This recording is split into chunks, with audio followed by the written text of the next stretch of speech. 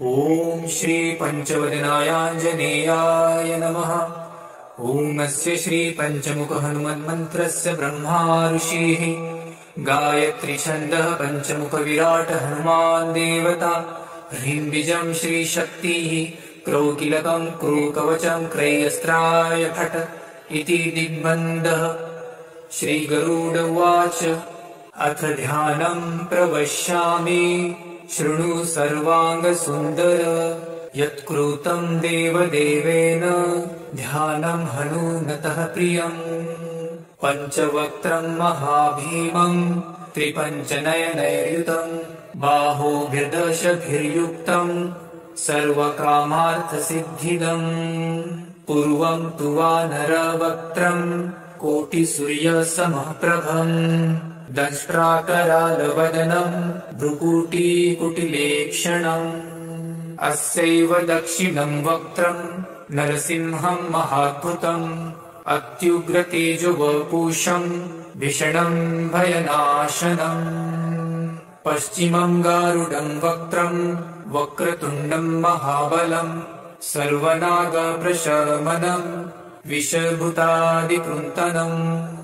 उत्तरं सौकरं वक्त्रं कृष्णं दीप्तं नभोपमं पातालसिंहवेताल ज्वररोगादिकृन्तनम्। ऊर्ध्वहयाननं घोरं दानवान्तकरं परं येन वक्त्रेण विप्रेन्द तारकाख्यं महासुरम्। जघान शरणं तत्स्यात् सर्वशत्रुहरं परं ध्यात्वा पञ्चमुखं रुद्रं हनुमन्तं दयानिधिं। खड्गं त्रिशूलखड्वाङ्गं पाशमङ्कुशपर्वतं मुष्टिकौमुदी वृक्षं धारयन्तं कमण्डलुम्।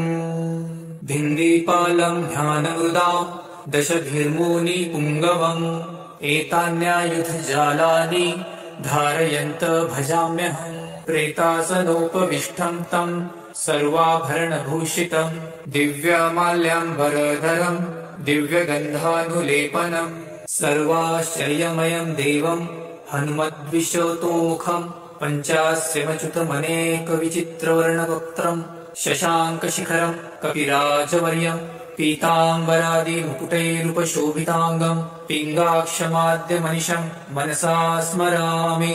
मर्कटेशमहोत्साहं सर्वशत्रुहरं परं शत्रुसंहरमारक्ष्य श्रीमन्नापदमुद्धरम्। ॐ हरिमर्कटमर्कट मन्त्रमिदं परिलिख्यति वामतले यदि नश्यन्ति शत्रुकुलं यदि मुच्यति वामलता। ॐ हरिमर्कटाय स्वाहा। ॐ नमो भगवते पञ्चवदनाय पूर्वकपिमुखाय सकलशत्रुसंहारकाय स्वाहा। ॐ नमो भगवते पञ्चवदनाय दक्षिणमुखाय करालवदनाय नरसिंहाय सकलभूतप्रमथनाय स्वाहा। ॐ नमो भगवते पञ्चवदनाय पश्चिममुखाय गरुडाननाय सकलविषहराय स्वाहा। ॐ नमो भगवते पञ्चवदनायोत्तरमुखायादिवराहाय सकलसम्पत्कराय स्वाहा। ॐ नमो भगवते पञ्चवदनायोर्ध्वमुखाय हयग्रीवाय सकलजनवशङ्कराय स्वाहा। ॐ अस्य श्री पंचमुख हनुमन्मन्त्रस्य श्रीरामचन्द्र ऋषिः अनुष्टुप्छन्दः पञ्चमुखवीर हनुमान् देवता। हनुमानिति बीजं वायुपुत्र इति शक्तिः अञ्जनीसुत इति कीलकम्। श्रीरामदूत हनुमत्प्रसाद सिद्ध्यर्थे जपे विनियोगः इति ऋषादिकं विनश्येत। ॐ अञ्जनीसुताय अङ्गुष्ठाभ्यां नमः। ॐ रुद्रमूर्तये तर्जनीभ्यां नमः। ॐ वायुपुत्राय मध्यमाभ्यां नमः। ॐ अग्निगर्भाय अनामिकाभ्यां नमः। ॐ रामदूताय कनिष्ठिकाभ्यां नमः। ॐ पञ्चमुख हनुमते करतलकरपृष्ठाभ्यां नमः इति करन्यासः। ॐ अञ्जनीसुताय हृदयाय नमः। ॐ रुद्रमूर्तये शिरसे स्वाहा। ॐ वायुपुत्राय शिखायै वषट् ॐ अग्निगर्भाय कवचाय हुं ॐ रामदूताय नेत्रत्रयाय वषट् ॐ पञ्चमुख हनुमते अस्त्राय फट् पञ्चमुख हनुमते स्वाहा इति दिग्बन्धः। अथ ध्यानम्। वन्दे वानरनारसिंह खगराट् क्रोडाश्ववक्त्रान्वितम् दिव्यालङ्करणम् त्रिपञ्चनयनम् देवीप्यमानम् ऋचा हस्ताब्जैलसिकेटपुस्तकसुधारकुम्भाट्कुशाद्रीहलम् खट्वाङ्गम् फणिगुरुहम् दशभुजम् सर्वारिवीरापहम्। अथ मन्त्रः। ॐ श्रीरामदूतायाञ्जनेयाय वायुपुत्राय महाबलपरक्रमाय सीतादुःखनिवारणाय लङ्कादहनकारणाय महाबलप्रचण्डाय फाल्गुनसखाय कोलाहलसकलब्रह्माण्डविश्वरूपाय सप्तसमुद्रनिर्लङ्घनाय पिङ्गलनयनायामेतविक्रमाय सूर्यबिम्बफलसेवनाय दुष्टनिवारणाय दृष्टिनीरालङ्कृताय सञ्जीविनी सञ्जीविताङ्गदलक्ष्मणमहाक सैन्यप्राणदाय दशकण्ठविध्वंसनाय रामेष्टाय महाफाल्गुनसखाय सीतासहित रामवरप्रदाय षट्प्रयोगागम पञ्चमुखवीर हनुमन्मन्त्रजपे विनियोगः। ॐ हरिमर्कटमर्कटाय बं बं बं बं बं वौषट स्वाहा। ॐ हरिमर्कटमर्कटाय फं फं फं फं फं फट स्वाहा। ॐ हरिमर्कटमर्कटाय खें खें खें खें खें मारणाय स्वाहा। ॐ हरिमर्कटमर्कटाय लुं लुं लुं लुं लुं आकर्षितसकलसम्पत्कराय स्वाहा। ॐ हरिमर्कटमर्कटाय धं धं धं धं धं शत्रुस्तम्भनाय स्वाहा। ॐ टं टं टं टं टं कूर्ममूर्तये पञ्चमुखवीर हनुमते परयन्त्रपरतन्त्रोच्चाटनाय स्वाहा।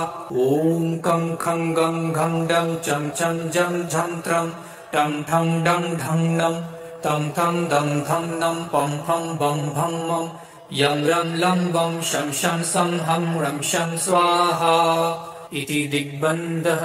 ॐ पूर्वकपिमुखाय पञ्चमुख हनुमते टं टं टं टं टं सकलशत्रुसंहारणाय स्वाहा। ॐ दक्षिणमुखाय पञ्चमुख हनुमते करालवदनाय नरसिंहाय ॐ ह्रां ह्रीं ह्रूं ह्रैं ह्रौं ह्रः सकलभूतप्रेतदमनाय स्वाहा। ॐ पश्चिममुखाय गरुडाननाय पञ्चमुख हनुमते मं मं मं मं मं सकलविषहराय स्वाहा। ॐ उत्तरमुखाय दीवराहाय लं लं लं लं लं नृसिंहाय नीलकण्ठमूर्तये पञ्चमुख हनुमते स्वाहा। ॐ ऊर्ध्वमुखाय हयग्रीवाय रुं रुं रुं रुं रुं रुद्रमूर्तये सकलप्रयोजननिर्वाहकाय स्वाहा। ॐ अञ्जनिसुताय वायुपुत्राय महाबलाय सीताशोकनिवारणाय श्रीरामचन्द्रकृपापादुकाय महावीर्यप्रमथनाय ब्रह्माण्डनाथाय कामदाय पञ्चमुखवीर हनुमते स्वाहा।